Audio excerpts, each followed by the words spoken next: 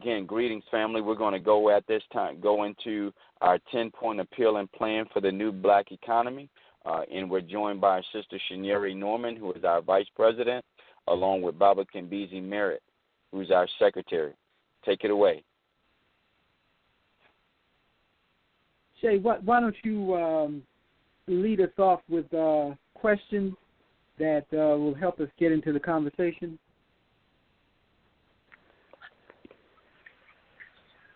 Okay, I'll do that. Greetings, family. Before we start, what I would like to do is just go over our 10-point appeal and plan for the new black economy.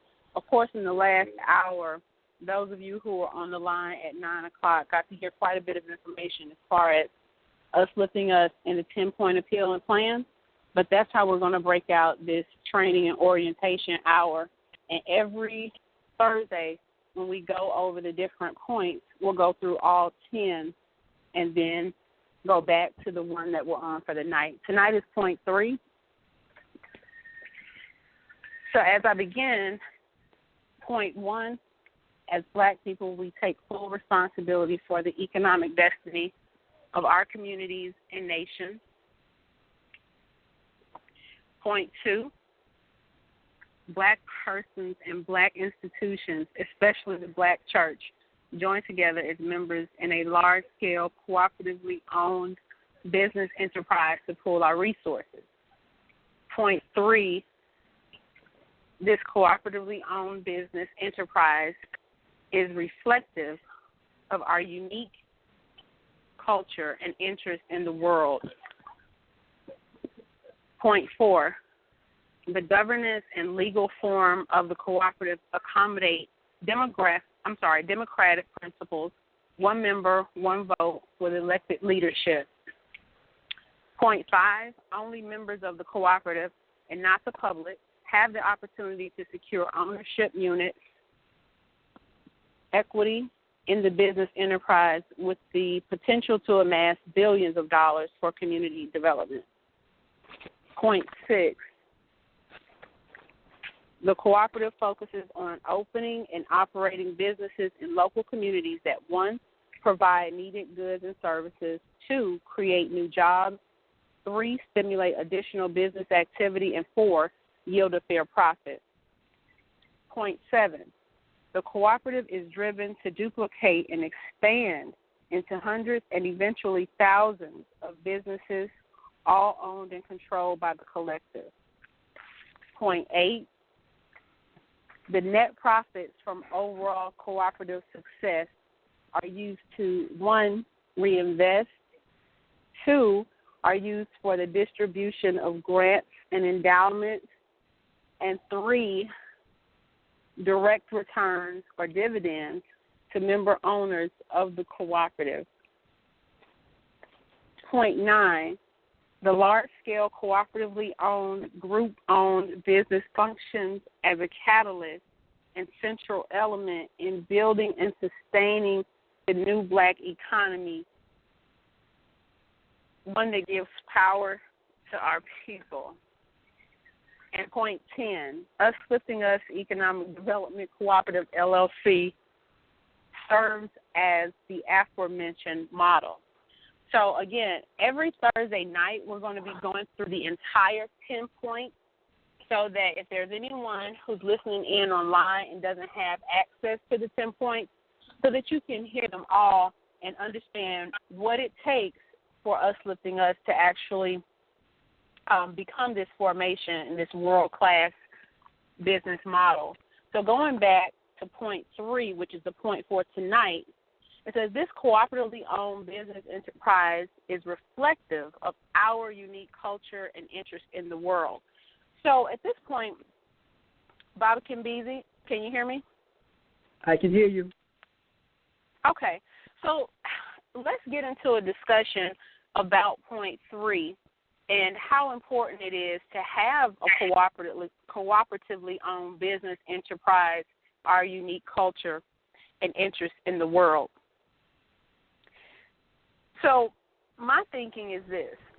When we talk about our unique culture and our interest in the world, whether we're talking about cooperatives or any other type of business formation, there are things that are definitely unique to our culture, as is other cultures. Why is it that we need a cooperative that speaks to our culture and our interests? I think well, good evening, sisters and brothers and those listening to our program tonight. The first thing we have to understand is that all economic systems are expressions of culture. In other words, it's the physical machine or mechanism that expresses what the culture of that community or society or nation is. Whatever values, whatever attitudes, whatever those ideas that the community holds as important or even sacred are reflected in the economics of how they interact one with another. Where we're going with that is simply to say that an economy is the means of manufacturing and distributing goods and services among a people. And how they do that expresses their thoughts and their views of what they think is important in life, how they value one another as beings on the planet, how they think about the planet itself, so that the economic system, if it's true to the society and the people, in every transaction, in every product that is produced, in every transaction that the people conduct, those values will be expressed and reflected. So when we talk about our unique culture, then we have to ask, well, what is essential about African people that they are seeking to express economically?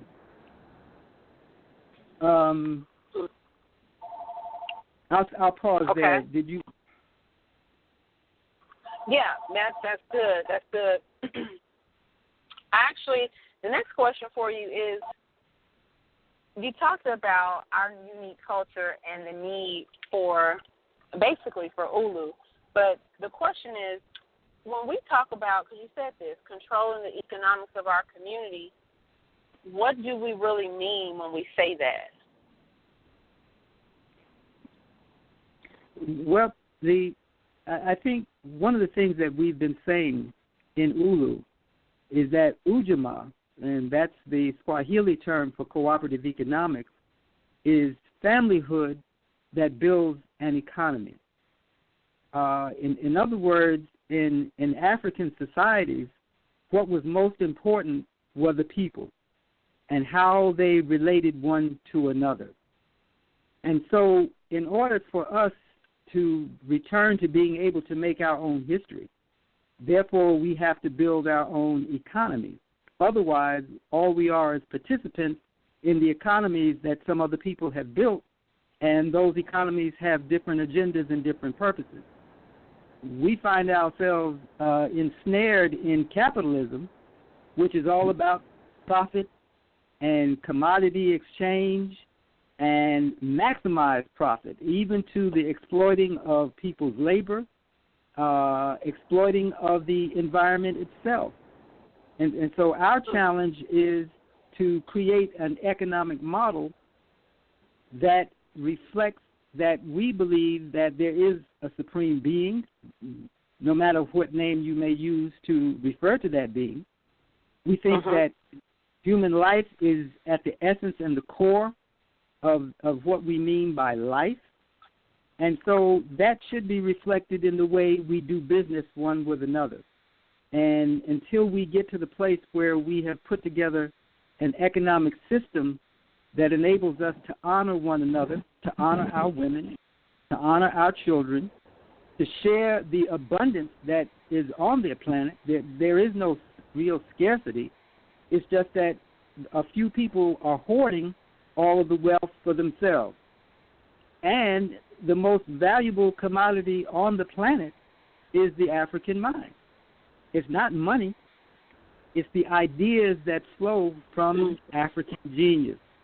And that's what we have an abundance of. So our challenge is to use our own genius and to use that as the basis for the generation of wealth. That's why we have to build an economy that we control. Okay. So, and that is the source what of power, ultimately. I'm sorry, say that again for us. Ultimately, that is the source of our power. That is the source of our power. What is the quote? Africa is not poor. Africa is looted. It's the wealthiest continent on the planet.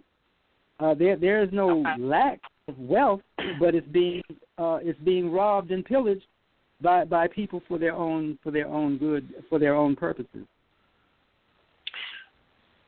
So would you say that because we really haven't been in control of the economics of our community, when we think of our children and we imagine what it is they see as power, what it is they see as the road in which they would like to take, how detrimental do you think it's been? And we can kind of think about the things that have happened, I guess, this year and the last couple of years. Many people have been brought to the attention of the killings of our women and our children at a rate that I don't really know if in the last 10 years or so we've seen it like this. Definitely, probably not in the last 20 years. But what would you say we can conclude from the fact that we haven't been in control of our economics and we're watching the social ramifications, the political ramifications actually play out on a daily basis? How should we see that as these things continue to occur? Well, I think what it makes us aware of in the first instance is that we've reached a place in the economy of America and Europe, for that matter, where black labor is no longer needed. Kawanja Kunjufu, in his book Black Economics, asked the question, when was the last time that there was black full employment? And the answer is during slavery. But now as the economy of the world has become more and more automated, and computers and robotics are being used more and more, the need for manual labor has dwindled. And so with this decrease in the need and the use of black labor, that's why unemployment in black communities hovers anywhere from 25 to 50%. There's no need for us. We're superfluous. And therefore, if we're gunned down in the streets, if we're drugged up on poisonous drugs, if we are fed foods that don't sustain our health, if all of the really good grocery stores are removed from our communities, leaving them as food deserts, that's not a problem because we're not needed anyway. That's what we haven't come to grips with, the fact that if we don't take control of the economics and begin to create employment for ourselves, and until we do that, that problem is not going to be solved. This is our problem. We have to solve it. And the good news is we can solve it. And we can solve it through cooperatives, worker-owned cooperatives, consumer-owned cooperatives, member-owned cooperatives. It's a different way of providing goods and services and distributing goods and services to one another without exploiting each other. That's the key part. It allows us to share the wealth so that the majority of us thrive and flourish, not just a small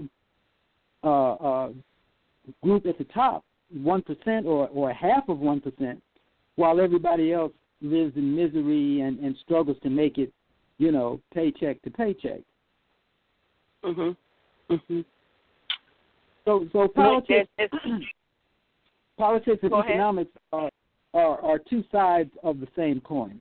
Think, you got to have political power, and until you get political power, you can't do anything economically. And Some want to make the argument that you got to have economic power. Power is merely the ability to translate your thoughts and ideas into action. To take what your ideas are and make them manifest in the physical world.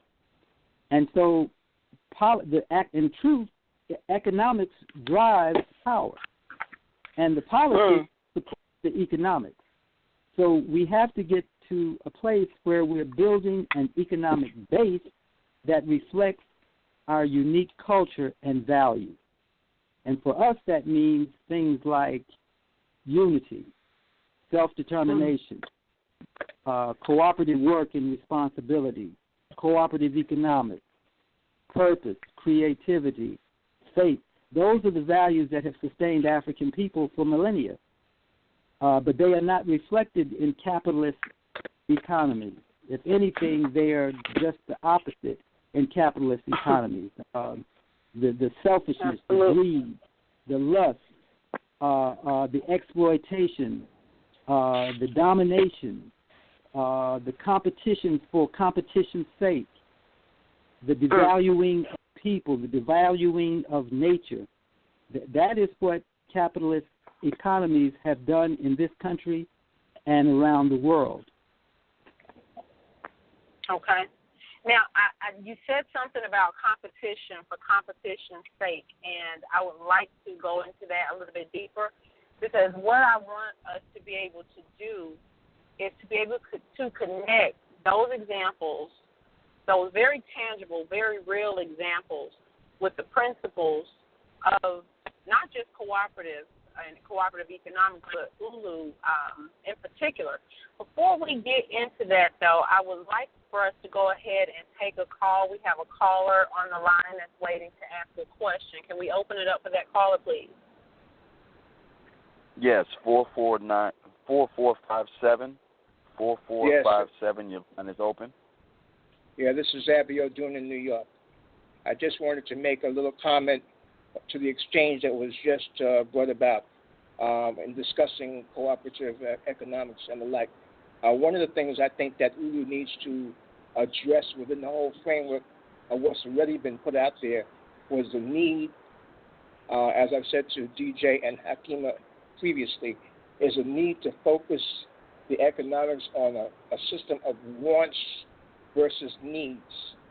If we develop our strategy focusing on needfulness, the needs of our individuals and our families and our newly married couples and our seniors and what have you, the needfulness of our of mental issues and health issues and what have you, the needfulness, the wants thing will fall in place as a matter of fact. If we just get carried away on the wants, we'll be running around here looking to manufacture and sell sneakers and what have you, which could be very profitable, but it's not like the needfulness end of the coin. Okay, that's all I had to say. Yep, right. Okay, well, that's a good point, and I appreciate that comment. And Bobby Kimbizi, I'll allow you to expound in the way we're doing this hour is I'll be pretty much asking questions and Bobby Kimbizi expounding. But definitely, I would say that if there's anyone who hasn't recognized at this point that ULU is really steeped, the plans, the moves, the actions that ULU takes are really steeped in the needs of our people, the wants. Those things, first of all, because of the system by which we're living under at this point, many people are confused about wants and needs, to be perfectly honest with you. I think our model really speaks to the need, and then when you, and I hope that we're in the same vein, but when you can identify needs, then out of answering those needs, particular wants that are really in line with African people are answered anyway. And so, Bobby Kimbizi, you heard the question as well. Dive into that a little bit, if you will, and then we'll go to the next point. I think the brother raises a critical point to separate what is genuinely needed in our community from the things that we we may have been conditioned to want, to think that it's important. And I think there's a couple of examples that come to mind very quickly. For those in the metropolitan Atlanta area, especially in DeKalb County, you may be familiar with Stonecrest Mall. It was a mall that was built, about a decade and a half ago. It was a very ambitious project, but for the last 5 to 7 years, it's been languishing. And the latest word is that it's about to go bankrupt, if it hasn't gone bankrupt. And you can begin to see the deterioration of the whole property. At the same time, we are very familiar with this notion of food deserts in predominantly black communities. So much so that we've had communities where there have been major grocery chains that have pulled out, leaving a food wasteland in their wake. The question is, to the brother's point about dealing with needs, food, clothing, and shelter are basic needs that every community has to supply for itself. So what if the communities would be some of these vacated large grocery stores were to take over those spaces as a cooperatively run business? In other words, the business is not owned by outsiders who set up a price structure to create a profit for themselves, and because they couldn't make a certain price, a profit point, they shut down the business. Suppose the community that relied upon that food took over those grocery stores, and instead of running it in a capitalistic way, ran it as a cooperative. In other words, the community owns the store. The products that the people want to eat are put in the store, and the profits that the business generates goes back to the community in the form of quarterly dividends to the cooperative holders and into building up the infrastructure of the surrounding neighborhoods. That's a different model for providing goods and services, one based on needs rather than based on wants. As one example of why a cooperative model serves our communities better than a profit-driven capitalist model. Does that make sense to you, Shay? Absolutely. Of course that makes sense to me. Of course it does. And I hope the brother, is still there and actually heard that answer to that question. Yes, this is Abio doing again. I'm still here. I heard that, and I'm glad to see the brother made a specific frame of reference to the food, clothing, and shelter thing, because that's exactly what I meant to use it myself in terms of needfulness. We have to be able to provide those basics. And a few years ago, when I was called upon to address some young students, and I brought up this issue about food, the young man was quick to tell me, well, in New York, we can't have no farms. Well, that's quite right. You're not going to have no farms within the city. However, there were other aspects of food. There's shipping, storage, processing, packaging, all that stuff that's about food. We can do that from a variety of different places for a variety of different things. So we don't need to get handicapped in our thinking on these issues, because there are many different aspects that go into bringing a product to the shelf. And we need to use our imaginations in that regard. Absolutely. And I'm gonna land this comment, and then hopefully we are gonna go ahead and move to the next point. Definitely appreciate you, giving rise to that particular concern. You said that even in New York, we can't grow food, and I beg to differ. I really believe that, especially when you harness energy of cooperative economics and putting like minds together, nothing is impossible. And even in a city full of concrete and full of buildings, there is still the opportunity to create whatever it is that we want to create, and there are ways in which that is happening. So I would encourage you to, and anyone who's listening in who thinks that a garden can't be created, and flourish in a particular city, before you say it can't be done, I would definitely say try it out, because it's being done. And it is not necessarily what you think of when you think of a farm, but as far as growing food, growing fresh food that's good for us to eat, it definitely can be done. And again, thank you for that input. That's very important when we talk about our needs and addressing our needs. Baba Kimbizi, I want to go back to a point. I had a next question for you, but you hit upon something that I think is really important for us. I want us to always, when we're doing these trainings and orientation calls, I always want us to focus on how these principles, how these cooperative principles, how ULU particularly and our mission shows up in the everyday lives of our people.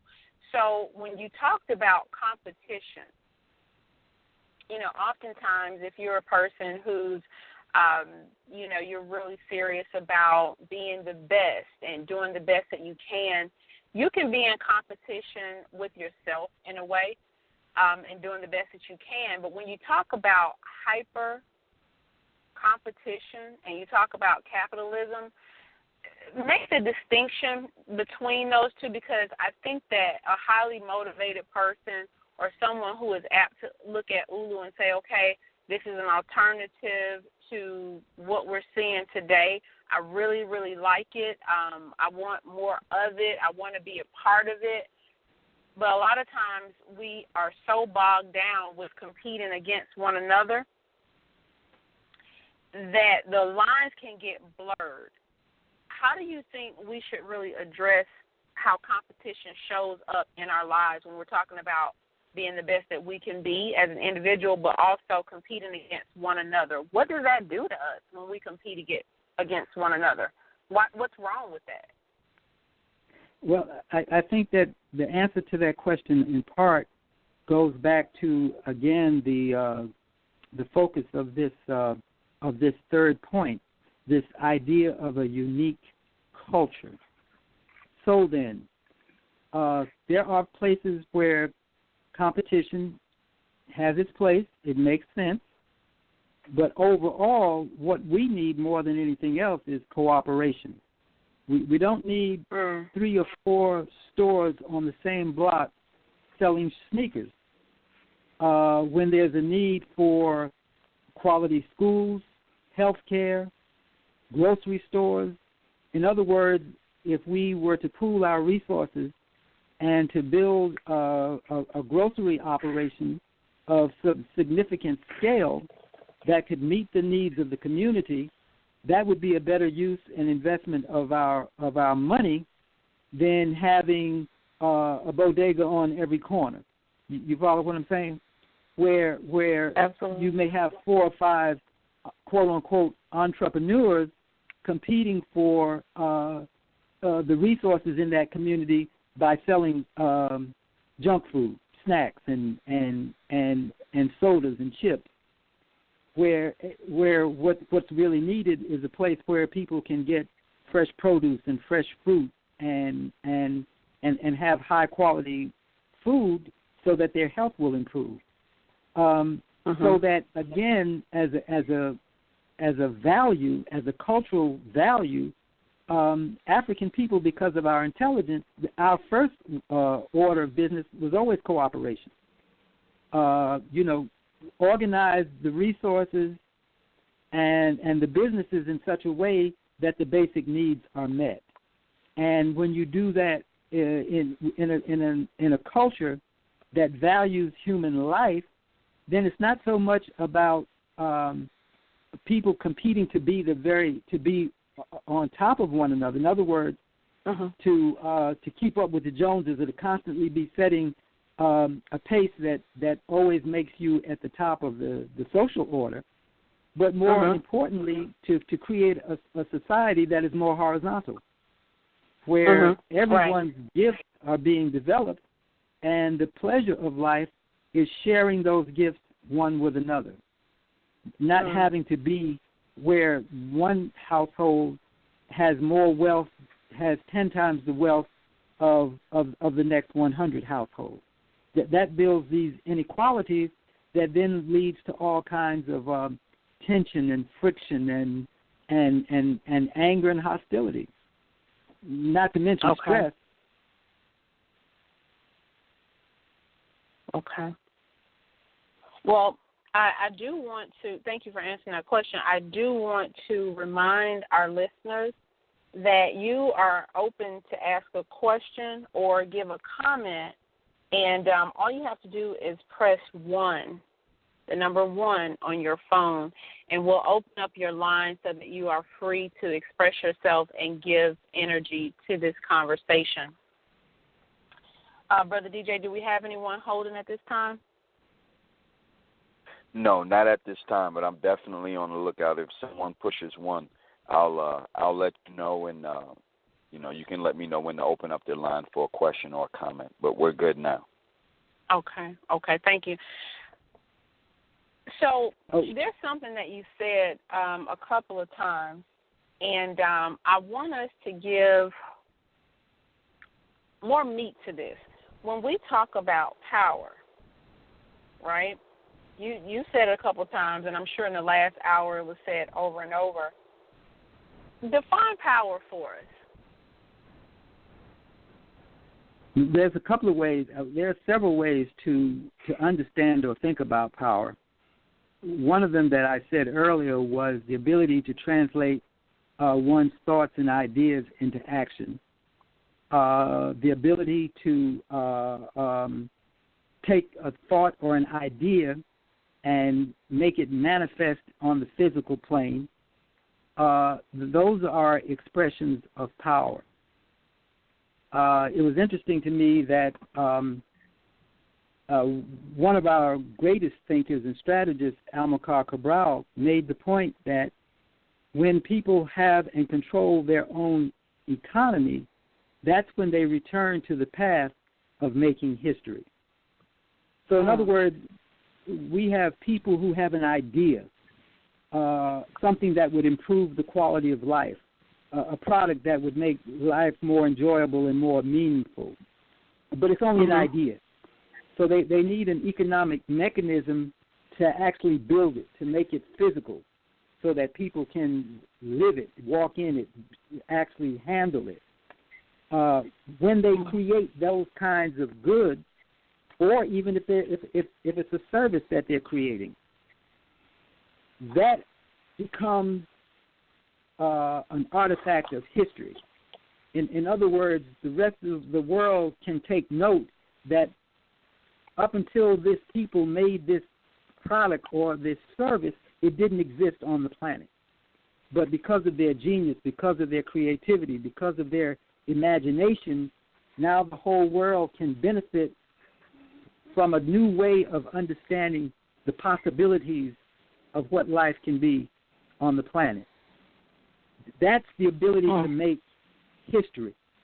And when it's made based on a set of values, a certain way of understanding the world, then that makes it unique to the planet.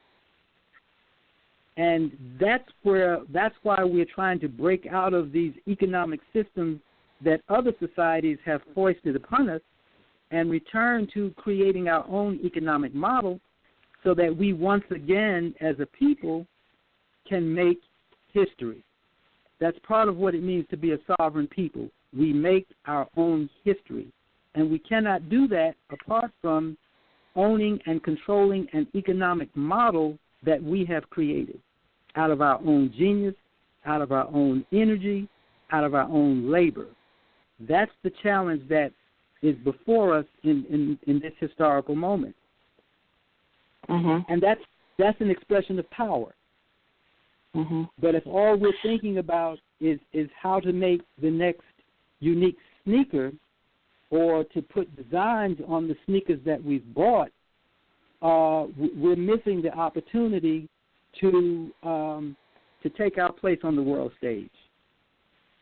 If you think about the civilizations that built the pyramids, that was such a profound creation that, almost, thousands and thousands of years later, they're still standing and the mathematics and the engineering skills that went into building that still baffle the best scientific minds of other communities around the world.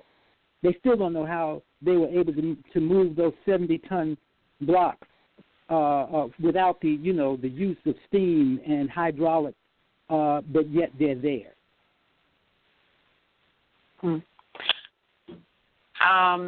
It's very interesting. It's very interesting that you went there in regards to the pyramid, because the next question I had for you was in reference to wealth. And I want to ask the question. I want you to talk about wealth and what it means, but to tie that in, when you talk about the pyramids, something that is still withstanding and has been standing for so very long, that is an example of wealth. And I think that we're a bit confused. We're a bit confused about what wealth really is. And so with that example in mind for myself and for everyone else who's in earshot of this call, speak to that. What is the meaning of wealth? That, we've had reason to ponder this question for some time, and we had a very interesting conversation a couple of years ago at our economic summit when Brother Aku said that the African mind is the source of all wealth on the planet, and that kind of just everybody in the room got real quiet. And then the other night, Brother Hekima made the comment that money is not power.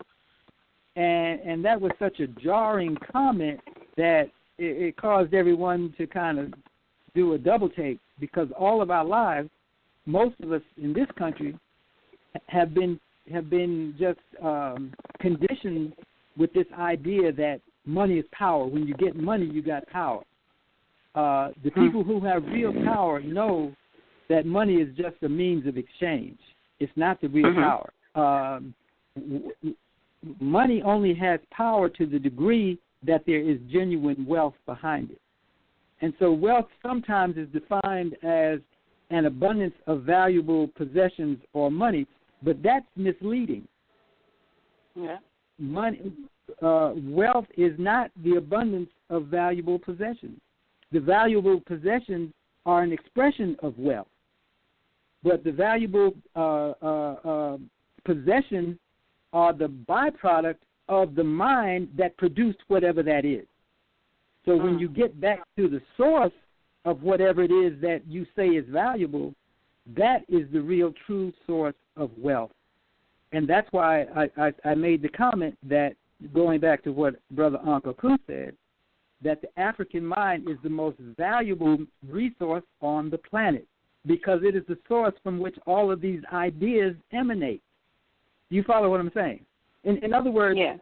Even something as quote-unquote valuable as, what is it? Is it tantalum, this mineral that goes into making computers, and it's found 80% of it is in the Congo.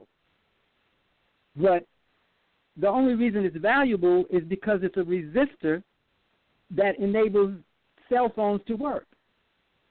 So whoever came up with the idea of putting together a cell phone, that's the real wealth. Now, because you need that mineral resource to make it work, it becomes valuable. But it's valuable because it plays a function in the operation of cell phones. Now, what's amazing is that 80% of this mineral is in the Congo. So why are the people in the Congo poor? Because other nations have swooped in and are gathering that resource out of the soil of the Congo and making these cell phones and benefiting from it, while holding the people of the Congo in abject poverty. So money is not the wealth. It's the ideas that produce the things that people need. And if you can unleash the African mind, that is the source of tremendous wealth. and that is why so much energy is spent controlling black behavior and black thought. If we ever get loose from the grip of these other nations and cultures, the world will see a revolution in productivity and creativity that it hasn't seen for the last 10, 20,000 years. So that's how I think it's helpful if we think about wealth in that way. It's not the thing, it's the idea. And what is the source of that idea? That's the wealth. Yeah, come on, the African mind. So a sovereign mind that has its own value system and its own world view, because that's something that we also need to talk about, an African world view. That's what then really unleashes an African-driven cooperative economy. Okay. Now, as we're listening to Baba Kimbizi, keep in mind anyone who has a question or a comment or would like to delve deeper into a certain point, please let us know by pressing the number 1 on your phone, and we will open your line up so that you can give energy to the call. Shay, we do have a caller with a question. Great. Okay, we've got 2919. 2919, your line is open. Greetings, family. This is Benita. Greetings, Benita. How you doing? I'm doing just fine. How are you all? Doing great. Good. I just wanted to kind of, piggyback off of the conversation that was just being had by Brother Kimbizi, and just kind of want to take some time and read just a small excerpt from a book that in point 3, my question, was going to be whatever you all could suggest to potentially elevate our people to that level of understanding, because I think we probably could find ourselves commonly encountering brothers and sisters that are just going from, the analogy would be like a ostrich with its head in the sand kind of approach to now an awakening. And I think the key still is the connectivity to our culture that may be skipped. And I think the one book that helped me kind of bridge that gap in my own just will to want to know more was a book by Anthony T. Browder, and its Survival Strategies for Africans in America, 13 Steps to Freedom. But nonetheless, it kind of gets into the grit of things and what Brother Kimbizi was pointing to, just in the sense of the disconnect from our cultural values and principles and ideals. Sometimes it's just that social realm that people just aren't aware of. So if you all have any, materials that people probably who aren't as apt to know as much about what cooperatives are, what the culture truly is about, who are just in that discovery phase, if you have any direction for our brothers and sisters that might just need that extra, informative feedback from you all, that probably would be great. That's great. I was hoping Sister Benita I thought she was going to share a quote or a snippet from that book. Oh, yes. It was just the introduction on the back. It's essentially we Africans in America have been socially engineered to reject our past, and far too many of us live in a state of suspended animation. We deny the historical realities confronting us daily. Too many of us mistakenly believe that the past has no bearing on the present and is unrelated to the future. Thus, we have been conditioned to live our lives disconnected from cultural values, principles, and ideals essential for peaceful living. And that's just one excerpt from it. Okay. Thank you for sharing that. Let me throw this question out, Shay, as a way of making our conversation perhaps a little more concrete. I was driving through a neighborhood yesterday, and I saw a family who had been set out of their house, and all their belongings were on the sidewalk. You know, the bedding, the dresses, the couches, the clothes. You know, and people were trying to, you know, salvage as much as they could. And I thought to myself, as a cultural expression, some of us would think, well, if you can't pay your rent, you're supposed to get set out. And they see nothing wrong with that. Or if they're part of the what's called now the black political class, who now have become property owners, they talk about all the hard challenges and hoops they had to go through in the legal system to get these people evicted from their property, so they can get some people in there who can pay the rent and make them a profit. You follow the scenario where I'm going with this? Yeah. And so the question that I'm asking in my mind is, what is the culture of a community that says it's okay to put people in the street when they can't pay their rent? Now, if we accept that, that's a degree of conditioning to American capitalist norms. In an African community, if someone was on such hard times that they could not maintain their dwelling place, the community would find a way to provide them shelter for them and their children, so that what few valuables they had left would not be then ruined by being put on the street and people coming by and scooping it up, or worse, the rain come down and really drive them all the way into impoverishment. It says something about a culture that says it's okay to evict people from shelter because they can't pay the rent. That's a worldview. And what it says something about the relationships that are not present, that allows one group of people to do this to another group of people, and it's okay. In an African value-driven economy, that would not even happen. Right. You follow what I'm saying? There would be people to intervene long before it got to someone being evicted, because children are involved. These are family members that have come on hard times, and we always have pitched in to help one another in hard times until they could get back on their feet. So that's what, when we in ULU are talking about our unique culture, we're trying to get back to a place of relationship and relatedness where everyone is viewed as valuable, and the welfare of one is as important as the welfare of all, or is connected to the welfare of all.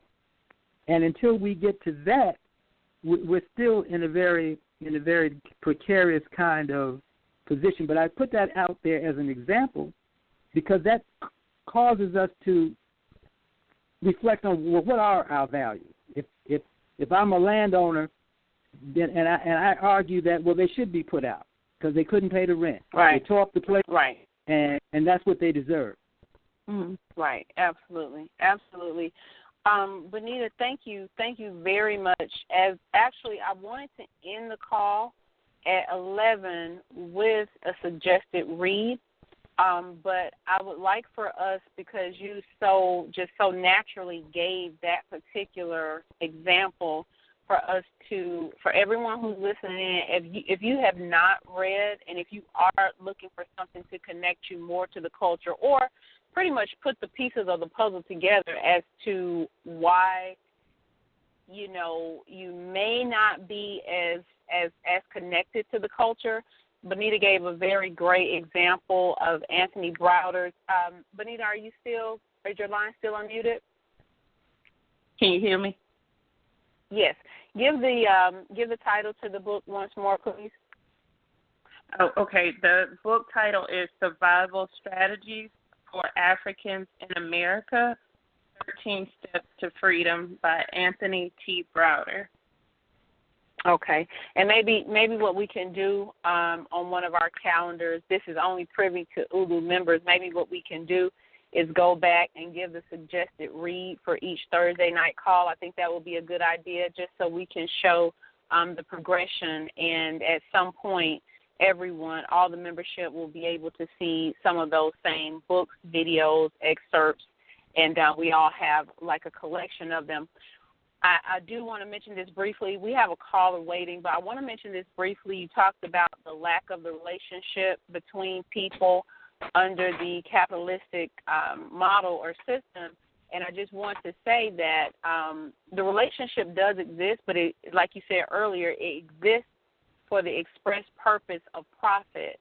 And so when we look at that triangular or top-down model, that is exactly what you get. And then on contrast, I mean, it would be great if we were showing a webinar, if you could see my screen, but oftentimes I put side by side a pyramid, and then on the side of it I put a circle showing how we can expand our wealth when we use this circular model. And it doesn't matter how far out it goes.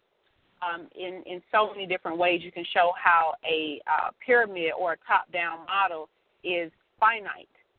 And that's what's going on now when we talk about this particular system, this global capitalistic system, because it's not just here, beginning to eat itself from the inside out.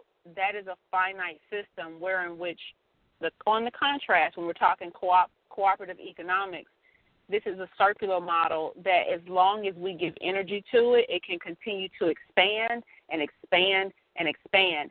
And that, in my mind, is an expression of true wealth that never ends. So that's the ULU model when we're talking about cooperative economics. DJ, there's a caller waiting. Can we open their line, please? Sure. We're going to go at this time to 7124. 7124. Caller, your line is open. Please state your name and where you're calling from, please. Greetings, family. This is Chris calling from Macon, Georgia. Greetings, brother. Greetings.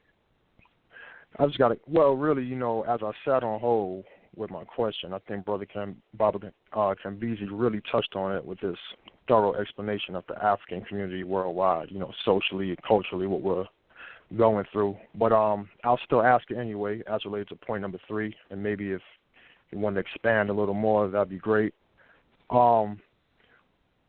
It's worded very interestingly, point number 3, and my question was really pertaining to what interests specifically relate to the African community with our unique culture. I think you really expanded on it very well, but are there any specific interests that relate to Africans worldwide, our community worldwide, that maybe don't pertain to other cultures, that pertain to us uniquely within our culture?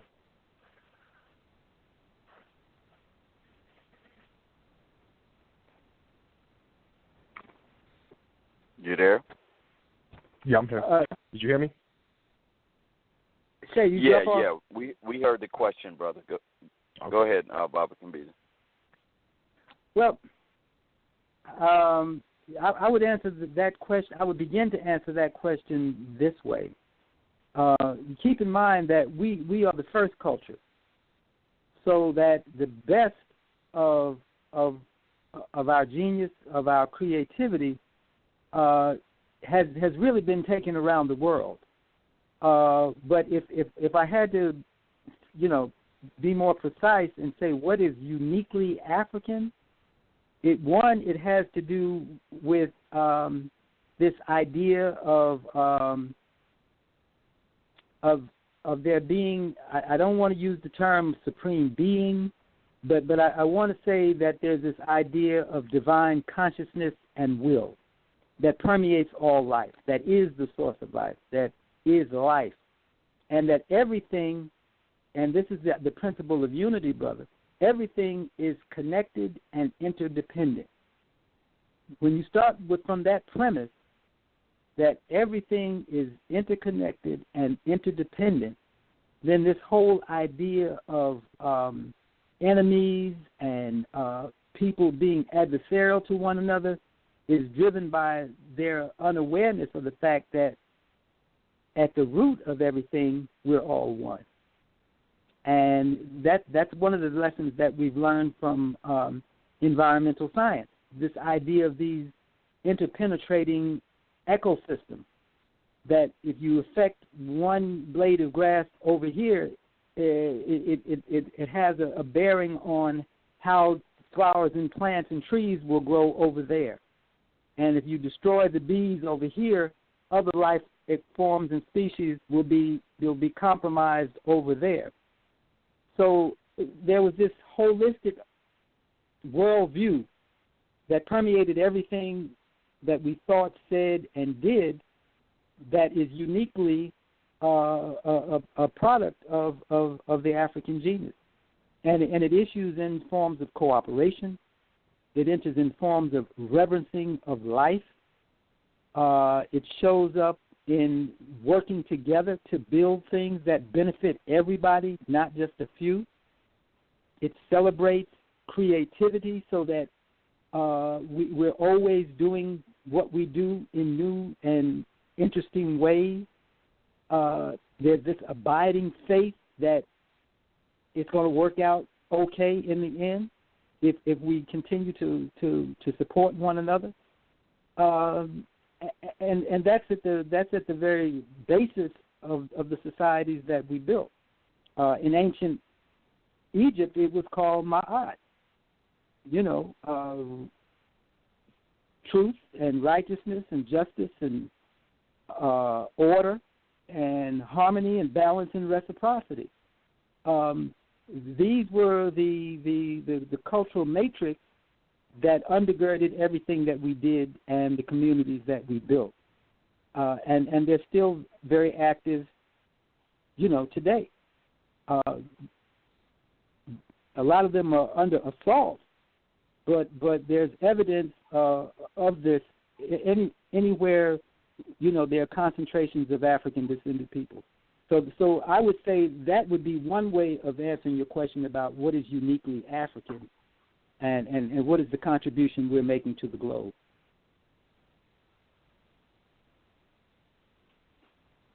Appreciate it. You good, brother? All right. Yeah, I'm good, Thank brother. you for your DJ. For sure. Let me add on one last thing then. If we got I know we got a little couple minutes left.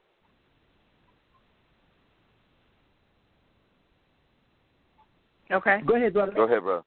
Okay. Are there any economic interests? And thank you for your thorough explanation, and I felt that. Are there any economic interests that pertain to our culture also, specifically, that you would say? Well, that's a good question. And if you think about all of the things that we've talked about as being uniquely African, then how does that express itself in an economic model? So it means then that, for example, we can't talk about owning the land because we didn't make the land, if you follow what I'm saying. So at best, we can share the land. We can find ways to cooperate and use the land collectively. You don't have to put up a fence and stick up a flag and say, this is mine and you can't come over here. Does that make any sense? So from an economic standpoint, when we are growing food, the land belongs to the community.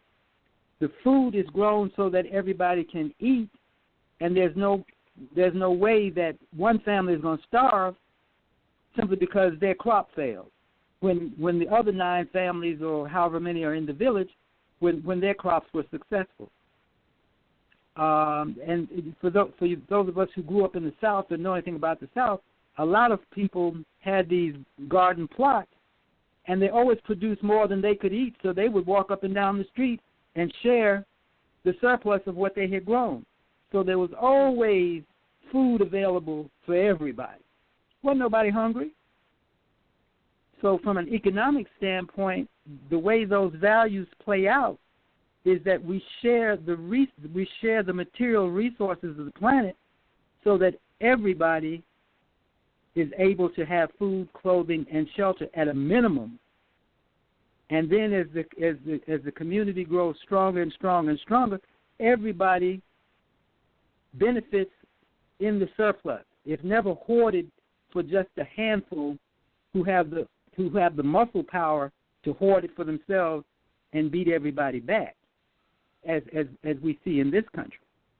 You know, build a fence, keep them out, that kind of madness. We look for ways to share the resources of the planet. We don't have a problem with everybody having a standard of living that they're comfortable. Yes, sir. Shay, you want to give us some closing words? We're drawing down on the end of the program. Go ahead and give us some closing words before we sign off for the night. Absolutely. Baba Kimbizi, just want to thank you, as I'm sure I'm speaking for everybody on the call, for bringing the words of wisdom that you did and speaking to that third point on the 10-point appeal.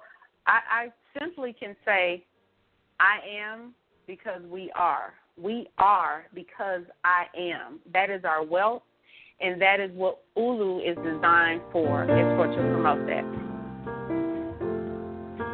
Beautiful. We'll be on again next week, sisters and brothers. Thank everyone who joined us tonight. We'll be on again next week, 9 p.m. Eastern Time, for point number 4.